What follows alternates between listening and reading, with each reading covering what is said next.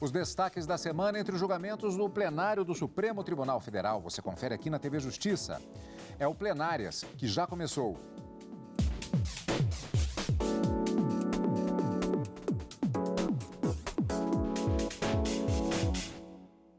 Hoje, com os principais momentos das sessões dos dias 22 e 23 de abril de 2020. Karina, continuamos com a realização das sessões por videoconferência e um tema predominante, Covid-19. Sem dúvida alguma, Cadu. Duas medidas provisórias editadas pelo presidente da República acabaram sendo alvos aqui no Supremo Tribunal Federal. Ontem, a discussão foi acerca de uma delas, da relatoria do ministro Alexandre de Moraes, que acabou concedendo uma medida cautelar para determinar uma forma excepcional de tramitação das medidas provisórias lá no Congresso Nacional, tanto na Câmara quanto no Senado, para que essa decisão continue produzindo efeitos até o final do julgamento ela continua produzindo efeitos até o final do julgamento, que foi iniciado, mas foi interrompido em razão de um pedido de vista do ministro Dias Toffoli, mas para que ela prevaleça, são necessários 6 votos no plenário do Supremo Tribunal Federal, ainda que por essa votação por videoconferência. As sessões estão acontecendo dentro de uma normalidade, apenas não no plenário físico aqui do Supremo, justamente por conta dessa restrição de circulação de pessoas no tribunal. Mas os julgamentos continuam e na sessão de ontem os ministros iniciaram esse julgamento para referendar, ratificar ou não a decisão do ministro Alexandre de Moraes, cujo tema é essa tramitação especial das medidas provisórias no Congresso. E na sessão da quinta-feira, os ministros iniciaram o julgamento para referendar também uma decisão do ministro Marco Aurélio, que negou os pedidos de medidas cautelares em 7 ações diretas de inconstitucionalidade, todas elas questionando dispositivos da medida provisória 927 de 2020, também editada pelo presidente da República, só que nesse caso envolvendo assunto em matéria trabalhista. Medidas emergenciais tomadas pelo presidente da República para tentar contornar os problemas na relação de trabalho, empregador e empregados, dentro desse período de pandemia e nesse período de estado de calamidade pública, inclusive reconhecido pelo Congresso Nacional. Então, 2 medidas provisórias são alvos aqui no Supremo Tribunal Federal. Uma delas, concedida a medida cautelar na quarta-feira, o ministro Alexandre de Moraes precisa do referendo do plenário. E na quinta-feira, medida cautelar indeferida pelo ministro Marco Aurélio, também submetida ao plenário, os 2 julgamentos iniciados, mas ainda não concluídos. Mas essas ADIs em relação às medidas provisórias sobre as medidas trabalhistas emergenciais volta na semana que vem, conforme prometido pelo ministro Dias Toffoli, para retomada de julgamento, já que na quinta-feira apenas o voto do relator foi proferido, em razão justamente, né, Cadu, dessa grandiosidade do julgamento, vamos dizer assim, já que são 7 ações diretas de inconstitucionalidade, questionando dispositivos diversos, em alguns momentos, nessas ADIs. E a semana que vem deve ser retomado o julgamento com o voto dos demais ministros. Mais uma vez, para que sejam mantidos os efeitos dessa medida provisória, não são necessários os 6 votos, porque o ministro Marco Aurélio ele indeferiu a medida cautelar, mas em razão dessa urgência e da relevância do tema, o tema é submetido a plenário para os ministros decidirem se são mantidas as medidas trabalhistas da forma como o governo e o Poder Executivo Federal estabeleceu na medida provisória, ou se elas devem ser afastadas por, a princípio, ferirem termos da Constituição. Uma nomenclatura que é até um pouquinho perigosa até para você explicar, porque você envolve até a própria palavra medidas, ela pode ser utilizada de diversas formas. Porque nós temos, primeiramente, referendo, ou seja, a subsunção ao plenário para que ele confirme ou não de uma decisão tomada, no caso, por 2 ministros relatores, Marco Aurélio e Alexandre de Moraes, de medidas cautelares, um instituto jurídico, equivalente a liminar, sobre ações que foram impetradas com relação a medidas provisórias, ou seja, atos legislativos do Poder Executivo, tratando exatamente, no caso do ministro Marco Aurélio, de medidas trabalhistas. Então, existe uma linha aí que a gente tem que tomar um cuidado, é muito curioso do ponto de vista até de análise da própria técnica jurídica Exatamente. e legislativa também no caso, e ainda assim, técnica legislativa do Poder Executivo, embora que no caso do ministro Alexandre de Moraes ainda envolve o Poder Legislativo também. É um quebra-cabeças que a gente vai montando aqui e hoje no nosso programa vamos explicando para você tudinho por meio da reportagem da TV Justiça. Então, começando com a sessão plenária da quarta-feira, o Supremo Tribunal Federal, ele começou a analisar as ações que questionam a tramitação de medidas provisórias durante a pandemia do novo coronavírus. O julgamento foi interrompido porque o presidente do Supremo, o ministro Dias Toffoli, ele pediu mais tempo para entender melhor os processos. Os ministros do Supremo Tribunal Federal iniciaram a análise de duas ações relatadas pelo ministro Alexandre de Moraes. Ambas tratavam do funcionamento do Congresso Nacional durante a pandemia da Covid-19. Por isso, foram julgadas em conjunto. Numa delas, o PP questiona as deliberações do Legislativo feitas por sessões à distância. Em outra, a Presidência da República pede a suspensão dos prazos de tramitação das medidas provisórias enquanto vigorar o estado de calamidade pública. Após informações prestadas pela Câmara e pelo Senado, o relator autorizou que durante esse período o Congresso analise as MPs diretamente no plenário das casas, com parecer de um deputado e um parecer de um senador, em substituição à análise em comissão mista. No julgamento, o representante do Senado defendeu que os atos praticados pelo Legislativo por meio de sessões remotas não só aceleram a análise das matérias, como também estão em acordo com a Constituição. Além disso, ele argumentou que não há previsão legal para a suspensão dos prazos das MPs. Pedido de suspensão do prazo para o Congresso Nacional apreciar as provisórias em período diverso do recesso, além de não encontrar respaldo na Constituição Federal, importaria em verdadeira transformação das medidas provisórias no antigo decreto-lei, afastando a necessidade de sua apreciação pelo Poder Legislativo para conversão ou não em lei. Em seu voto, o ministro Alexandre de Moraes voltou a negar o pedido do PP para impedir as deliberações por meio de sessões remotas e da Presidência da República para suspender os prazos para a votação das medidas provisórias. O relator da ação reforçou o seu entendimento sobre a necessidade de um trâmite excepcional durante a pandemia do novo coronavírus. As medidas provisórias sejam instruídas perante o plenário da Câmara dos Deputados e do Senado Federal, ficando excepcionalmente autorizada a emissão de parecer em substituição à comissão mista por parlamentar de cada uma das casas, designado na forma regimental, bem como que em deliberação nos plenários da Câmara dos Deputados e no Senado Federal, operando por sessão remota, as emendas e requerimentos de destaque possam ser apresentados à mesa na forma e prazo definidos para funcionamento do SDR, Sistema de Deliberação Remota em cada casa. Para o ministro Edson Fachin, as sessões remotas estão de acordo com a legislação. No entanto, ele divergiu do voto do relator. Para Fachin, a substituição da análise em comissão mista por pareceres de deputados e senadores fere o texto constitucional. Nesse sentido, o argumento consequencialista da inviabilização não me parece fazer-se presente, eis que o próprio plenário daquela Casa Legislativa está a se reunir muito mais de órgãos fracionários, como, aliás, tem sido feito no Supremo, com o funcionamento regular já das duas turmas. O ministro Luiz Roberto Barroso abriu nova divergência. Ele entendeu que os atos que alteraram os procedimentos de análise das medidas provisórias no parlamento não deveriam sequer ser questionados por terem ocorrido após a apresentação da ação no Supremo, mas acompanhou o relator no indeferimento dos pedidos. Este ato conjunto da Câmara e do Senado, editado posteriormente à cautelar do ministro Alexandre de Moraes, já nasce com presunção de legitimidade, validade e com aptidão para produzir a plenitude dos seus efeitos, até que, se quando ele venha a ser impugnado e, eventualmente, se comine de nulidade alguma das suas cláusulas. 4 ministros acompanharam o voto do relator Alexandre de Moraes. Outros 2 votaram com o ministro Edson Fachin e mais um se alinhou ao voto do ministro Luiz Roberto Barroso. O julgamento foi suspenso com o pedido de vista do presidente do Supremo, ministro Dias Toffoli.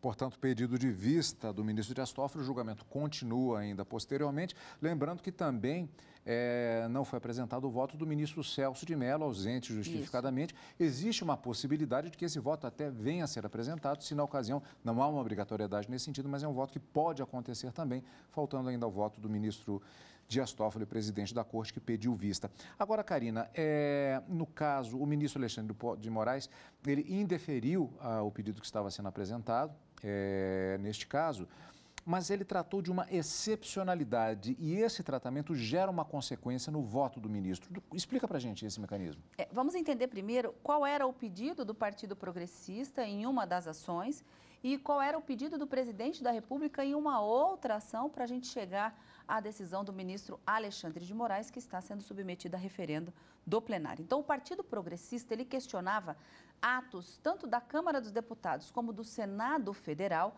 que teriam deliberado as votações dos trabalhos no Congresso Nacional pelo meio eletrônico e suspensas as discussões no âmbito das comissões, justamente em razão da suspensão da atividade de alguns senadores e deputados que estariam dentro desse grupo de risco. Então, haveria, portanto, a suspensão da votação no âmbito das comissões. E o presidente da República, por seu turno, pedia que houvesse uma suspensão na contagem do prazo de vigência das medidas provisórias, levando em consideração o que diz a Constituição da suspensão da contagem desse prazo, que acontece, por exemplo, no período de recesso parlamentar, que acontece em julho e que acontece no mês de janeiro, depois do dia 22 de dezembro, até o dia 1º de fevereiro do ano seguinte.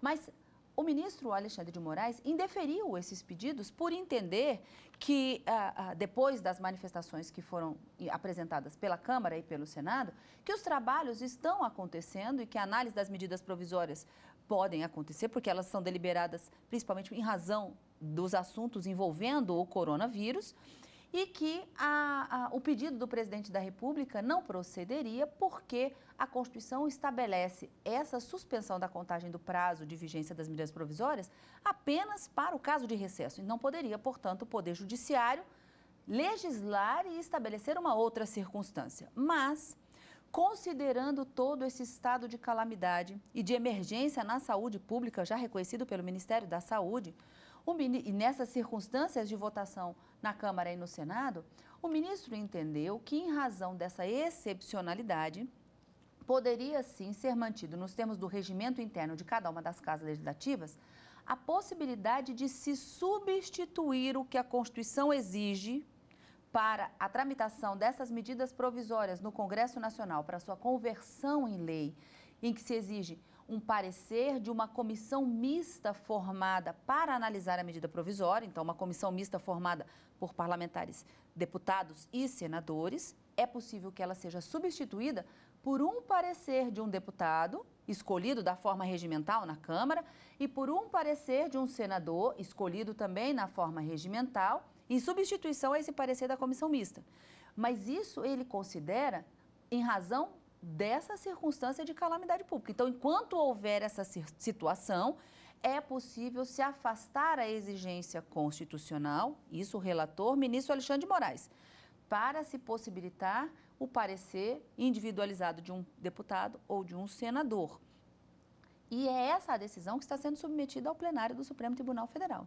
Se é possível convalidar e possibilitar esse parênteses na exigência constitucional para que os trabalhos no Congresso possam continuar dentro da análise dessas medidas provisórias, sem eventualmente amanhã, numa conversão de lei, ela ser declarada inconstitucional por não ter observado o devido processo legislativo previsto na Constituição da tramitação das medidas provisórias. Então, toda a situação do julgamento da quarta-feira gira em torno dessa decisão do ministro Alexandre de Moraes. 3 ministros o acompanharam, o ministro Luiz Fux, ministro Gilmar Mendes e ministro Ricardo Lewandowski.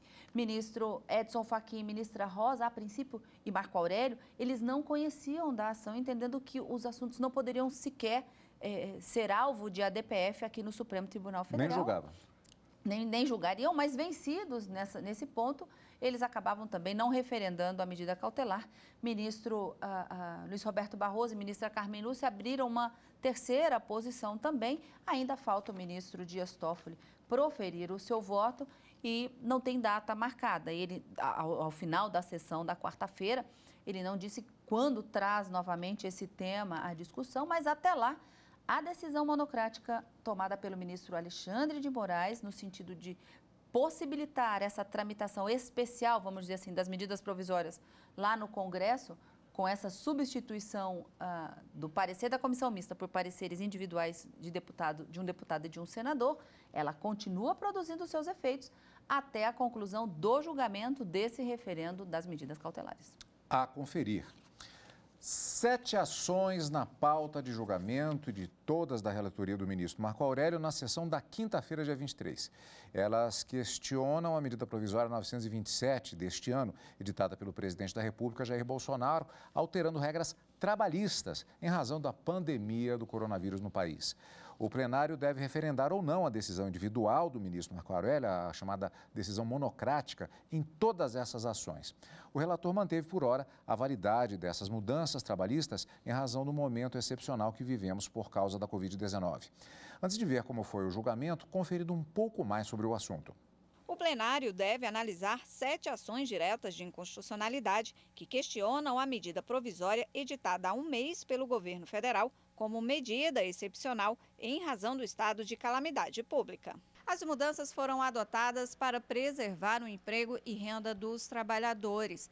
Entre as mudanças está a possibilidade do acordo individual entre o funcionário e patrão sobrepor a negociação coletiva. As ações foram apresentadas por partidos políticos e entidades representantes de trabalhadores. Em todas as ações que questionam a medida provisória, o ministro Marco Aurélio negou o pedido de liminar, entendendo que não houve violação à Constituição Federal e que o momento, por causa do isolamento social imposto pela pandemia do coronavírus, requer esforço de todos na preservação do trabalho e renda. Agora, os ministros devem referendar ou não essa decisão de Marco Aurélio. E o que aconteceu na sessão plenária da quinta-feira é o que nós vamos conferir daqui a pouquinho, logo depois do intervalo, com os destaques da sessão plenária da quinta-feira por videoconferência, plenário do Supremo Tribunal Federal.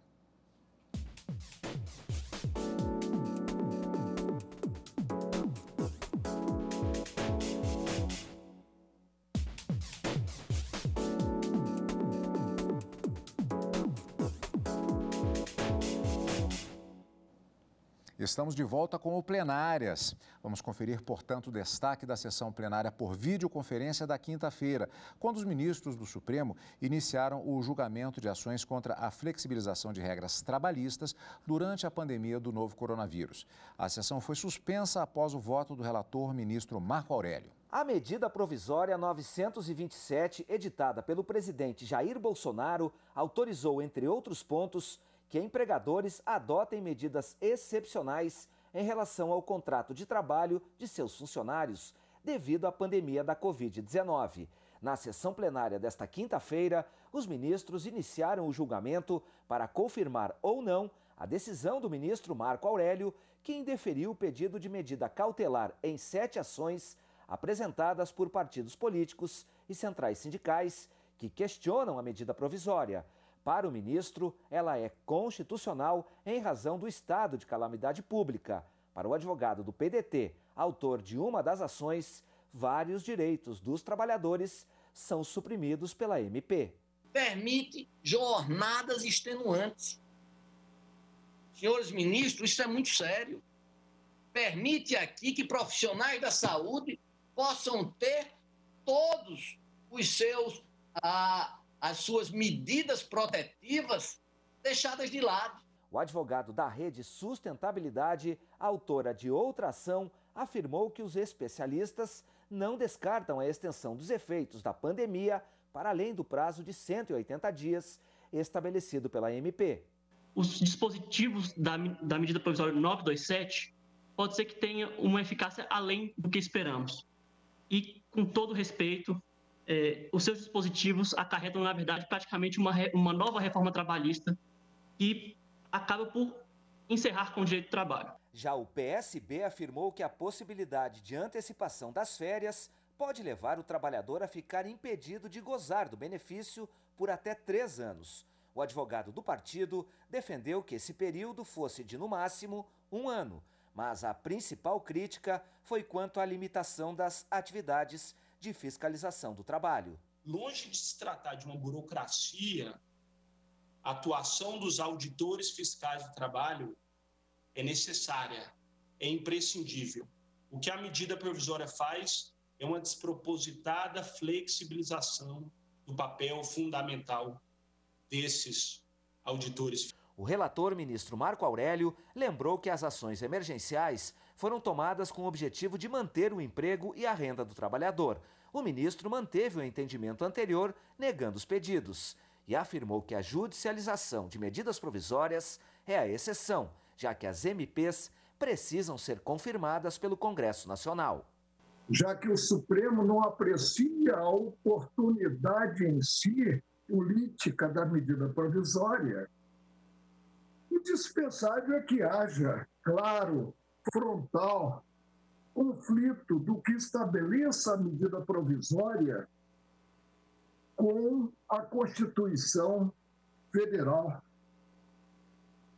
De início, portanto, é a premissa que se estabelece, a não ser que o Supremo se substitua ao presidente da República, se substitua ao Congresso Nacional. Karina, nesse caso, apenas o voto do relator, mas já tem previsão de continuidade do julgamento.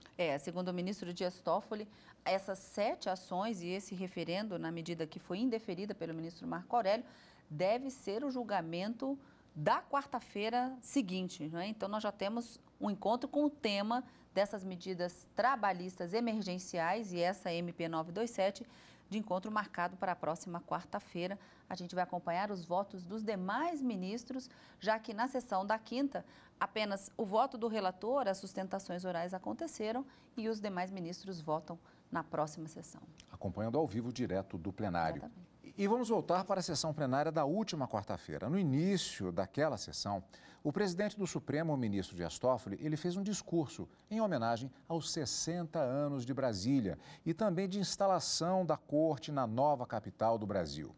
O aniversário da capital do país foi no último dia 21 de abril. Há 60 anos, no dia 21 de abril de 1960, foi inaugurada Brasília. Realizava-se assim o deslocamento do eixo político-administrativo do litoral para o centro do país.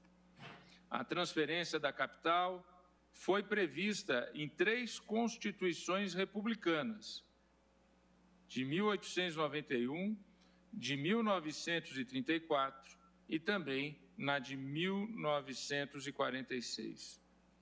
Coube ao presidente Juscelino Kubitschek concretizar esse antigo anseio da interiorização da sede administrativa do país e de expansão das fronteiras do desenvolvimento nacional.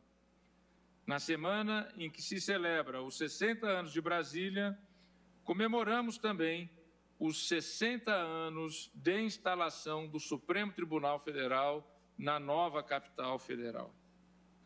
Este edifício sede foi inaugurado exatamente em uma sessão extraordinária realizada no dia 21 de abril de 1960, em meio às demais celebrações de instalação da nova capital federal. A corte era então presidida pelo saudoso ministro Barros Barreto, o qual destacou o papel simbólico deste edifício no estabelecimento dos poderes da República. Disse Barros Barreto, abro aspas, esta obra monumental parece simbolizar, na sua imponência, a magnitude e importância de um dos poderes da República, a justiça em sua cúpula, fecho aspas. a Praça dos Três Poderes, maior símbolo da capital federal, e os edifícios situados neste perímetro compõem uma metáfora arquitetônica e urbanística do espírito cívico, republicano e também democrático de nosso país. Ela, a praça, representa a harmonia entre poderes equidistantes e o equilíbrio que deve existir entre eles, do qual depende a garantia das liberdades dos indivíduos e o progresso da nação. Dentro da praça, ergue-se o edifício do Supremo Tribunal Federal, instituição mais do que centenária, ápice do sistema de justiça e máximo guardião das leis e da Constituição. Há exatas 6 décadas, este edifício sede abriga a tomada de decisões fundamentais para a nação brasileira. Na semana inaugural desta sede, o então presidente Barros Barreto ainda vaticinou, abro aspas, neste Planalto e nesta hora em que, entre festejos e aplausos, se instala a capital do país, espero venha surgir uma nova era, a que tanto aspiramos, para os melhores destinos da nossa pátria, era que se anuncia no arrojo e suntuosidade deste empreendimento de repercussão histórica que é Brasília. Fecho aspas. O saudoso ministro parecia antever o surgimento da nova república, a qual viria quase 3 décadas mais tarde, após o período de exceção democrática. A modernidade do traçado e das curvas dos projetos urbanísticos e arquitetônicos de Brasília prenunciavam a democracia da Constituição de 1988, a garantia da ampla liberdade, das liberdades de imprensa, de expressão intelectual, artística e científica, de comunicação, de consciência política, de crença religiosa e de convicção filosófica, a fruição dos direitos individuais, sociais, difusos, coletivos, econômicos, culturais, a proteção das minorias, a autonomia harmônica dos poderes e a solidez das instituições republicanas. Sob a nova República, este Supremo Tribunal Federal adquiriu protagonismo jamais visto, firmando-se como moderador de conflitos políticos, sociais e econômicos, como garantidor dos direitos fundamentais e da dignidade da pessoa humana e como protetor dos vulneráveis e das minorias. Conforme assinalou o ministro Gilmar Mendes, no discurso que proferiu quando presidiu, há 10 anos atrás, o jubileu de 50 anos de instalação do Supremo Tribunal Federal em sessão solene, abro aspas, não há dúvida, se lhes fosse possível presenciar esta solenidade, aqueles ministros pioneiros, partícipes daquela instalação, ao testemunharem o quanto avançamos institucionalmente, haveriam de aplaudir a solidez da Corte. Fecho aspas. Por ocasião da celebração dos 60 anos de instalação do Supremo Tribunal Federal em Brasília, desde o ano passado, essa Corte tem se empenhado em fortalecer a preservação do patrimônio histórico, cívico e cultural de Brasília e do Supremo Tribunal Federal, através de uma série de iniciativas, como o acordo com o GDF a respeito da gestão da praça, nova iluminação do Supremo, a ampliação do Museu do STF, entre tantas outras medidas. Estamos restaurando também as estruturas do edifício. Estamos reforçando e restaurando as esquadrias do edifício sede, que era a mesma de 60 anos atrás, desde a inauguração. Senhoras e senhores ministros, não obstante estarmos hoje fisicamente distantes, em função do distanciamento social necessário à contenção da pandemia da Covid-19, esta Suprema Corte se encontra em pleno e total funcionamento, oferecendo o amparo institucional necessário à sociedade brasileira. Não há solução para as crises fora da legalidade constitucional e da democracia. Todas essas salvaguardadas pelo Supremo Tribunal Federal. Devemos, portanto, reafirmar nosso compromisso com os valores republicanos e democráticos, com os valores da liberdade, da igualdade e da justiça social historicamente consolidados. Parabéns, Brasília, parabéns, Supremo Tribunal Federal. O aniversário que aconteceu é uma situação que não se esperava em função exatamente dessa pandemia que estamos enfrentando. Que venham outros aniversários e que as comemorações sejam grandes e que sejam... Sem isolamento. Sem isolamento. Exatamente. Karina, já encontro marcado na próxima semana. Na próxima semana, quarta e quinta-feira, ao vivo, aqui na TV Justiça, a gente acompanha o direto do plenário com todas essas sessões sobre por videoconferência ainda, né? E no final de semana, o encontro marcado é com o Plenárias. Obrigado pela companhia, como sempre. E continue conosco aqui na TV Justiça.